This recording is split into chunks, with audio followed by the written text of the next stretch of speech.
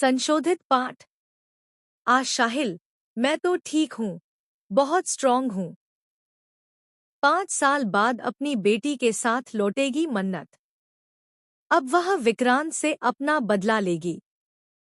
मन्नत की आने वाली कहानी में बड़ा लीप आने वाला है। जी हाँ दोस्तों, 5 साल का लीप। और इन 5 सालों में मन्नत की जिंदगी में बहुत कुछ बदल गया होगा। मन्नत अपनी बेटी के साथ एक बार फिर से विक्रांत से मिलने लौट रही है। लेकिन ऐसा क्या हुआ कि विक्रांत और मन्नत, जो एक दूसरे से बहुत प्यार करते थे, अलग हो गए?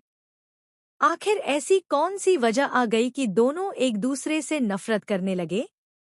दरअसल, विक्रांत ने कभी भी मन्नत पर पूरा भरोसा नहीं किया।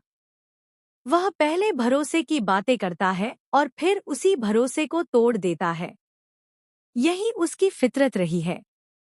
मन्नत बार बार उसे विश्वास दिलाती रहती है कि उसने कुछ गलत नहीं किया। लेकिन विक्रांत उस पर ट्रस्ट नहीं करता और फिर माफी मांगता हुआ उसके पीछे आ जाता है। पहले नीतू और अब उसकी असली माँ विशाखा।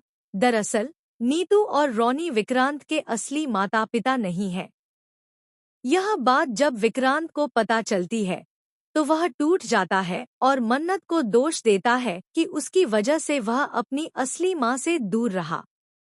लेकिन सच्चाई यह है कि विशाखा ने यह सब जानबूझकर किया ताकि विक्रांत मन्नत को गलत समझे।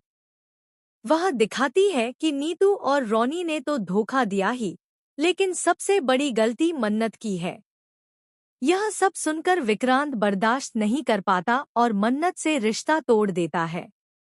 उसी समय मन्नत प्रेग्नेंट होती है, लेकिन वह यह बात विक्रांत को बताना जरूरी नहीं समझती, क्योंकि विक्रांत उस पर भरोसा करने लायक नहीं रह गया था।